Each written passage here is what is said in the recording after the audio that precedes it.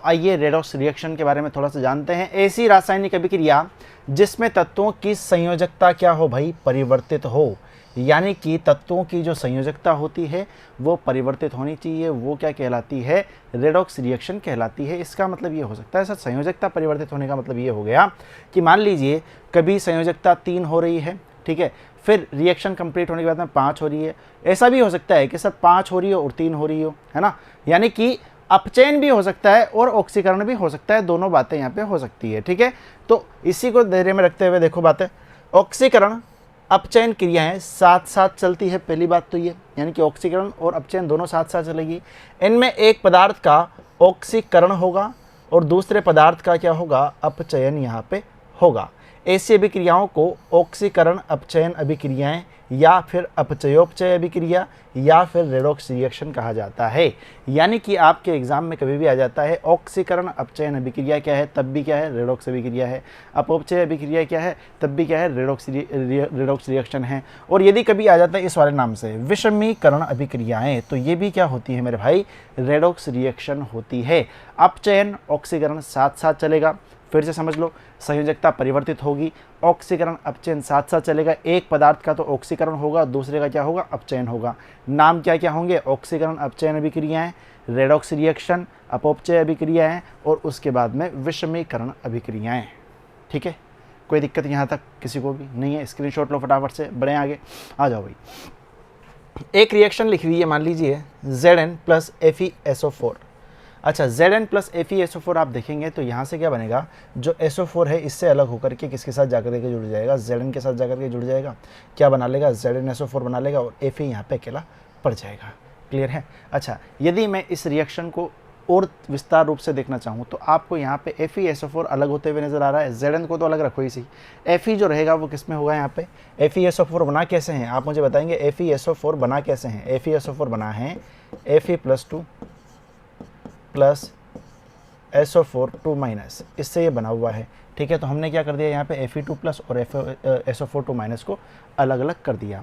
अब देखो, जो ये SO4 2 माइनस है ना, ठीक है, वो किसके साथ में जाएगा, यहाँ पे जिंक के साथ में जाएगा, ठीक है। जिंक क्या है, यहाँ पे Zn2 प्लस और +2 इलेक्ट्रॉन की फॉर्म में है, ठीक है। तो ये अलग हो जाएगा और 2 इलेक्ट्रॉन क्या होगा, Fe2 प्लस से कंबाइंड होकर के क्या बना देंगे, यहाँ पे Fe बना देंगे। नहीं आई बात समझ में, समझो यहाँ पे देखो, देखना ये वाली बात तो समझ में आ गई। अच्छा, आप क्या देखोगे सबसे पहले कि जैसे जिंक है ना, यहाँ पे जिंक को यदि मैं तोड़ता हूँ आयन की फॉर्म में, तो ये क्या करेगा, यहाँ पे 2 प्लस तो देगा, ठीक है, आवेश, और यहाँ पे 2 इलेक्ट्रॉन भी ये देगा, उदासीन इसको होना है, ठीक है। तो 2 इलेक्ट्रॉन इसने यहाँ पे दे दिए।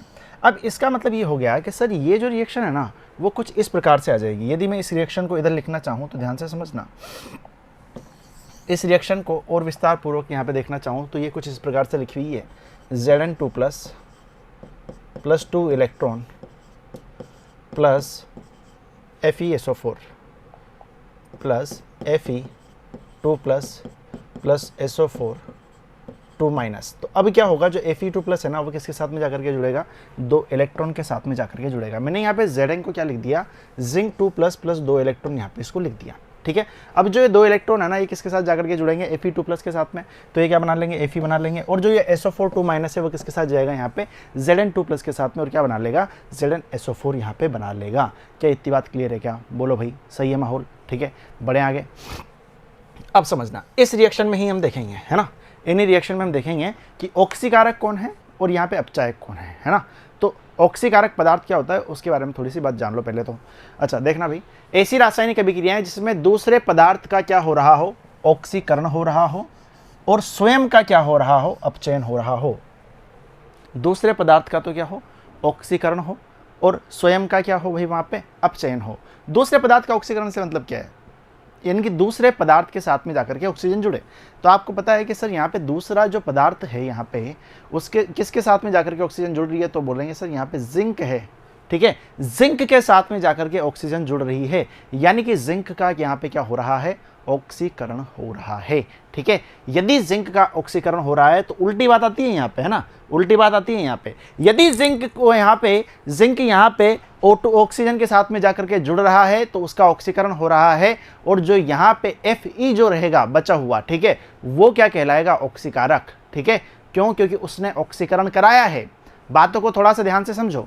हमने जो रिएक्शन पढ़ी है, हमने जो पहले यहाँ पे ऑक्सीकरण की डेफिनेशन पढ़ी है, उसमें क्या होता है, O2 का जुड़ना, ऑक्सीजन का जुड़ना, और ऑक्सीजन किसके साथ जुड़ रही है, तो आप बोलेंगे सर ऑक्सीजन जो है ना वो जिंक के साथ में जाकर के जुड़ रही है। अच्छा, जोड़ कौन रहा है, तो आप बोलेंगे सर Fe जोड़ रहा है यहाँ पे, ठीक है। तो यहाँ पे ये जो बंदा है ना जो जिंक की और ऑक्सीजन की शादी करा रहा है, वो क्या कहलाएगा, ऑक्सीकारक कहलाएगा। क्या कहलाएगा, ऑक्सीकारक कहलाएगा, ठीक है, कोई दिक्कत यहाँ पे नहीं है। और जो यहाँ पे Fe है, Fe जो है उससे ऑक्सीजन अलग हो रही है ना, और अलग कौन करा रहा है, तो आप बोलेंगे जिंक अलग करा रहा है, यानी कि Fe जो रहेगा उसका अपचयन होगा, और अपचायक कौन कहलाएगा, जिंक कहलाएगा। बातों को ध्यान से सुनना, बड़ी से 5 मिनट पहले रिवाइंड कर लो वीडियो को, है ना, समझो भाई। अब एग्जाम में आए तो कैसे लिखना है, अथवा ऐसे पदार्थ जो रासायनिक अभिक्रिया में दूसरे पदार्थों को ऑक्सीकृत कर देते हैं किंतु स्वयं अपचयित हो जाते हैं, ऑक्सीकारक पदार्थ कहलाते हैं। उपरोक्त रेडॉक्स अभिक्रिया में Fe2+ क्या है, यहाँ पे ऑक्सीकारक है, क्योंकि वह क्या कर रहा है, इलेक्ट्रॉन को ग्रहण कर रहा है। क्यों, क्योंकि यहाँ पे देखो इलेक्ट्रॉन को ग्रहण कर रहा है। दूसरी हमने यहाँ पे इलेक्ट्रॉनिक अवधारणा भी जानी थी, उससे भी आपको पता चल रहा होगा। बहुत सारी डेफिनेशन है, इसके आधार पे आप निकाल सकते हो, ठीक है।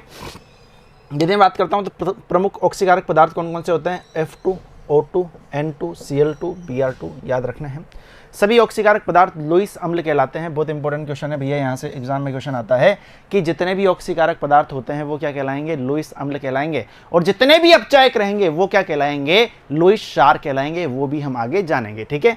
लुईस अम्ल, अब लुईस अम्ल क्या होते हैं, जो इलेक्ट्रॉन को ग्रहण करते हैं, है ना। यदि एग्जाम में क्वेश्चन इस प्रकार से पूछा जाता है कि जितने भी ऑक्सीकारक पदार्थ होते हैं उन्हें लुईस अम्ल क्यों कहा जाता है, क्योंकि हम जानते हैं, कारण क्या रहेगा, क्योंकि हम जानते हैं लुईस अम्ल उसे कहा जाएगा जो इलेक्ट्रॉन को ग्रहण करेगा और लुईस क्षार इलेक्ट्रॉन को दान करेगा। क्लियर है, कोई दिक्कत यहाँ पे नहीं है। बढ़े आगे।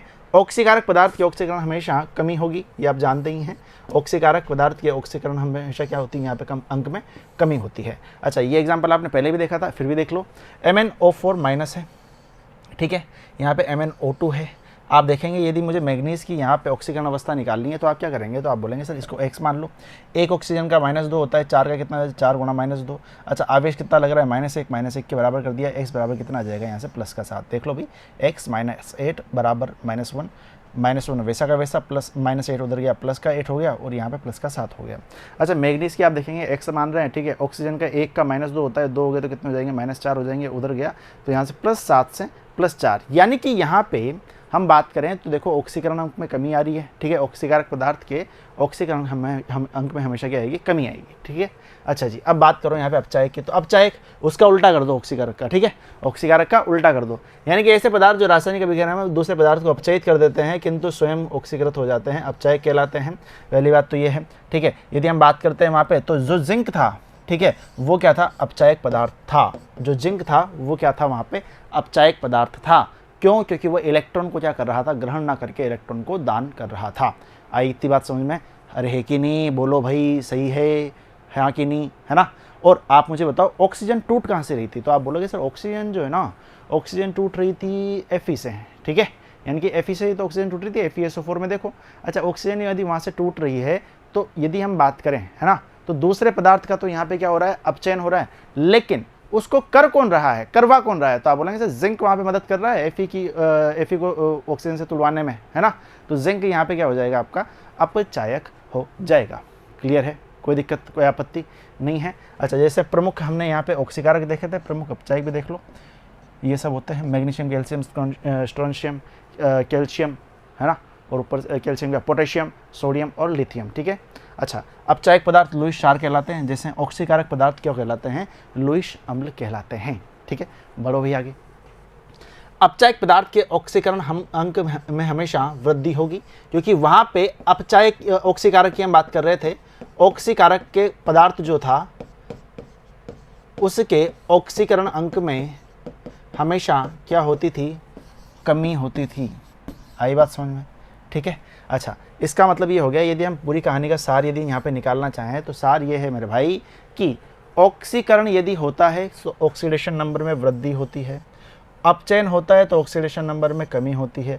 ऑक्सीकारक पदार्थ यदि है, ठीक है, तो वहाँ पे ऑक्सीडेशन नंबर में कमी होगी, अपचायक है तो वहाँ पे क्या होगी, वृद्धि होगी। देखो, अपचायक पदार्थ है उसके ऑक्सीकरण अंक में हमेशा क्या हो रही है, वृद्धि हो रही है। क्या इतनी बात तुम्हें समझ में आती है क्या, पक्की बात है, ठीक है। तो अब रेडॉक्स रिएक्शन को आप फिर से रिवाइज करो, है ना, 5 से 10 मिनट का वीडियो बना होगा, 10 से 15 मान लो, है ना, तो ये रिवाइज करने में थोड़ा सा ईजी रहेगा। और इसके पहले आपने 2 वीडियो नहीं देखी है तो उसको जाकर के देखो कि किस प्रकार से मैंने ऑक्सीडेशन नंबर निकालना बताया, ऑक्सीकरण और अपचयन को बताया, ठीक है। उसके बाद में आप इस वीडियो को देखो, काफ़ी अच्छे से चीज़ें क्लियर होगी, काफ़ी ईजिली आपको बता रहा हूँ, ज़्यादा कुछ यहाँ पे बड़ी बड़ी चीज़ें लेकर के नहीं चल रहे हैं, क्योंकि है ही इतना तो क्या करेंगे, ठीक है। तो अब मिलेंगे हम अगली वीडियो में, ठीक है। ऑक्सीकरण अंक कुछ एक जो अभिक्रियाएं होती हैं उनके लिए फिक्स होते हैं, उनकी भी हम बात करेंगे, ठीक है। तो वो जानने के लिए तो आपको अगला वीडियो देखना पड़ेगा। तो मिलता है अगली वीडियो में, धन्यवाद।